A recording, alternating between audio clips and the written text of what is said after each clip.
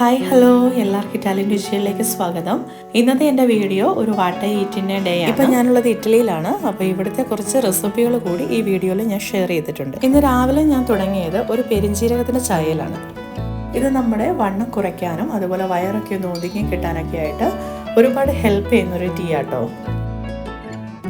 ഈ ഒരു പ്രൊഡക്റ്റ് എനിക്ക് പരിചയപ്പെടുത്തി തന്നത് ഇവിടുത്തെ എൻ്റെ ഗൈനക്കോളജിസ്റ്റാണ്. മെയിനായിട്ട് ഈ ഡെലിവറി കഴിയുന്ന സമയങ്ങളിൽ ആദ്യത്തെ ഒരാഴ്ചയൊക്കെ നമുക്ക് ഗ്യാസിൻ്റെ പ്രോബ്ലവും പിന്നെ വയറൊതുങ്ങാത്തത് അങ്ങനെയൊക്കെ തോന്നുകയില്ലേ. അപ്പോൾ ആ ഒരു അവസ്ഥയിൽ ഒരു 7 ദിവസം കണ്ടിന്യൂസ് എടുക്കുമ്പം തന്നെ നല്ല മാറ്റം ഉണ്ടാവും. പിന്നീട് ഇതുപോലെ തന്നെ വെയിറ്റ് കുറയ്ക്കണം എന്ന് വിചാരിക്കുന്ന സമയങ്ങളിൽ ഞാൻ ആദ്യം എടുക്കുന്നത് ഈ ഒരു ടീ ആണ്. ഇതിപ്പോൾ നിങ്ങൾ എടുത്ത് തുടങ്ങുകയാണെങ്കിൽ കണ്ടിന്യൂസ് 7 ദിവസം അല്ലെങ്കിൽ കണ്ടിന്യൂസ് ആയിട്ട് ഒരു 14 ദിവസം എടുത്തു കഴിഞ്ഞാൽ കൃത്യമായിട്ടുള്ള റിസൾട്ട് നിങ്ങൾക്ക് കിട്ടും. അപ്പോൾ ഈ ചായ കുടിച്ചതിന് ശേഷം ഞാൻ ബ്രേക്ക്ഫാസ്റ്റ് തയ്യാറാക്കിയാണ്. അത് എൻ്റെ ബ്രേക്ക്ഫാസ്റ്റ് ദോശയാണ്. അപ്പോൾ അതിൻ്റെ മാവൊക്കെ നന്നായിട്ട് പുളിച്ച് പൊന്തി വന്നിട്ടുണ്ട്. ഇനി ഈ മാവിലേക്ക് ഞാൻ 1-2 ഇൻഗ്രീഡിയൻറ്റും കൂടെ ആഡ് ചെയ്യുന്നുണ്ട്. ഇത് ചെറുതായി കട്ട് ചെയ്തിരിക്കുന്ന ക്യാരറ്റും മത്തങ്ങയുടെ പീസുമാണ്. ഇതിപ്പോൾ ഒരു 3-4 കഷ്ണം മത്തങ്ങയും അതുപോലെ തന്നെ ഒരു പകുതി ക്യാരറ്റുമാണ് എടുത്ത് ഇതിനെ ഒന്ന് വേവിച്ചെടുത്തതിന് ശേഷം ഒരു മിക്സിയുടെ ജാറിലേക്ക് ഇട്ട് ഒന്ന് അടിച്ചെടുക്കാം. ഈ ഒരു പരുവത്തിൽ ഇതിനെ നമുക്ക് മാവിലേക്ക് ചേർത്ത് കൊടുക്കാം.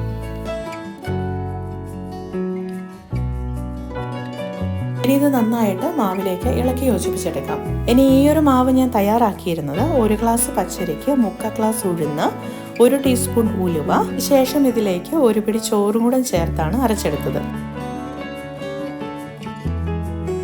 ഇപ്പോൾ ഈ തയ്യാറാക്കിയെടുക്കുന്ന ദോശ ഷുഗർ പേഷ്യൻസിനൊക്കെ ഒരുപാട് നല്ലതാണ്.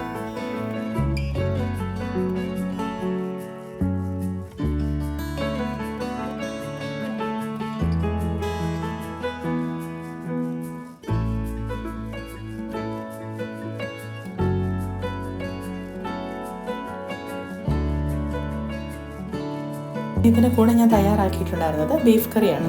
ഉള്ളി, ഇഞ്ചിയും കറിവേപ്പിലയും മസാലകളെല്ലാം ചേർത്ത് നന്നായിട്ടൊന്ന് വഴറ്റിയെടുത്തു. അതിലേക്ക് വേവിച്ച് വെച്ചിരിക്കുന്ന ബീഫ് ചേർത്ത് കൊടുത്തിരിക്കുന്നതാണ്. ഇനി ഇത് രണ്ടും കൂടെ നല്ലതുപോലെ ഒന്ന് ഇളക്കി യോജിപ്പിച്ചെടുക്കുക. ശേഷം മൂടി വെച്ച് കുറച്ച് നേരം ഒന്ന് വേവിച്ചെടുക്കാം. ഇനി ഈ ഒരു ബീഫ് കറിയുടെ റെസിപ്പി നമ്മുടെ ചാനലിലുണ്ട്. അപ്പോൾ ആരെങ്കിലും കാണാൻ വിട്ടുപോയിട്ടുണ്ടെങ്കിൽ അതിൻ്റെ ലിങ്ക് കൂടെ ഞാൻ ഡിസ്ക്രിപ്ഷനിൽ ആഡ് ചെയ്തേക്കാം, കണ്ടു നോക്കിയാൽ മതി. അങ്ങനെ ബീഫ് കറിയും തയ്യാറാക്കി ശേഷം ദോശയുടെ കൂടെ ബീഫ് കറി കൂട്ടി രാവിലെ ബ്രേക്ക്ഫാസ്റ്റ് കഴിച്ചു.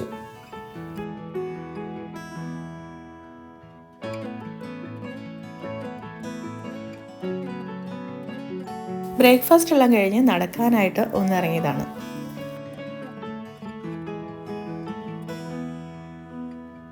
നല്ല കാലാവസ്ഥയാണ്, ടെമ്പറേച്ചറൊക്കെ ഇപ്പോൾ കൂടി വരുന്നുണ്ട്. അപ്പോൾ ഇവിടെ അടുത്തുള്ളൊരു കുതിരകളുടെ ഒരു ഫാമാണ്. ഇവിടെ ഏകദേശം ഒരു 10-15 കുതിരയൊക്കെ ഉണ്ട്. ഇന്നത്തെ ഈ ഒരു തെളിച്ചം കണ്ടിട്ടാവാം ഇതിൽ കുറച്ച് പേരെ അവർ പുറത്തേക്ക് ഇറക്കിയിട്ടുണ്ട്.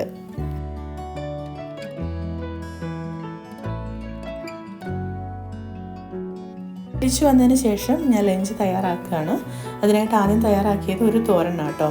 കടുകൊക്കെ ഇട്ട് കടുകൊന്ന് മൂത്ത് വന്നതിന് ശേഷം ഒരല്പം സവോള ചെറുതായിട്ട് കനം കുറഞ്ഞ് അരിഞ്ഞതും കൂടി ഒന്ന് ഇട്ട് കൊടുത്ത് അതൊന്ന് വഴറ്റി യോജിപ്പിക്കുകയാണ്.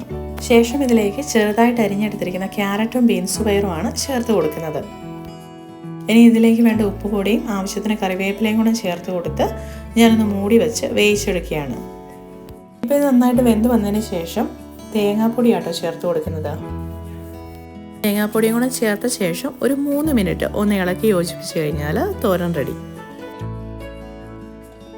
ഇന്നത്തെ എൻ്റെ ലഞ്ചിന് 2 തരം തോരനും ബീഫ് കറിയും മോര് കറിയും കൂടെ അച്ചാറുമാണ് എടുത്തത്. അച്ചാർ നെല്ലിക്കയുടെയാണ്. ഇനി മോര് കറിയും പയർ തോരനും തലേന്നത്തെയാണ്. അപ്പോൾ അതും കൂടെ കൂട്ടിയാണ് ഞാൻ ചോറുണ്ടത്.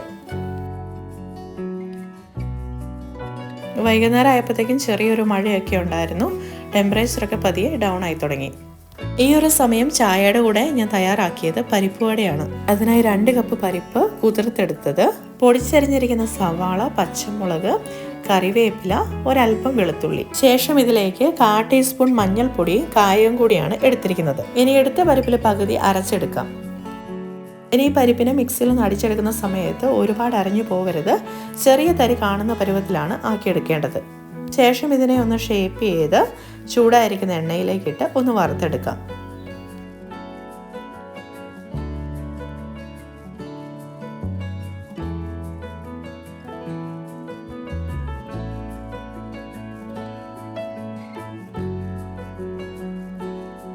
അപ്പോൾ ഈ വൈകുന്നേരം നല്ല ചൂട് കട്ടൻ ചായ മധുരമിട്ടതാണ്, അതിൻ്റെ കൂടെ പരിപ്പുവടയും കൂടിയാണ് കഴിച്ചത്. ഇനി ഇന്നത്തെ ഡിന്നർ ഞാൻ തയ്യാറാക്കിയത് ഇറ്റാലിയൻ രീതിയിലാണ്. ഇത് ചെറിയ ഉരുളക്കിഴങ്ങും ബീൻസ് പയറിനെ ഒന്ന് ആവിയിൽ വേവിച്ചെടുക്കുകയാണ്. ഇതാണ് സൈഡ് ഡിഷായിട്ട് എടുക്കുന്നത്. ഇനി ഇതിൻ്റെ കൂടെ ഞാൻ തയ്യാറാക്കിയിരുന്നത് ടർക്കി ചിക്കൻ റോസ്റ്റാണ്. ഇത് വൈറ്റ് വൈനിൽ റോസ്റ്റ് ചെയ്യുകയാണ് ചെയ്തിരുന്നത്.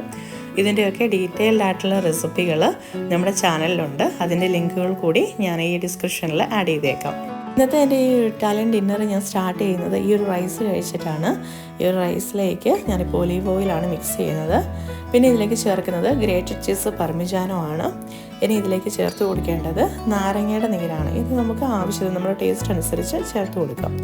ഇനി ഈ റൈസ് ഞാൻ തയ്യാറാക്കിയിരുന്നത് ബീഫ് സ്റ്റോ കൂടെ ആഡ് ചെയ്തിട്ടാണ്. അപ്പോൾ ഒരു കുറുകിയ പരുവത്തിലായിരുന്നു ഇത് തയ്യാറാക്കിയിരുന്നത്.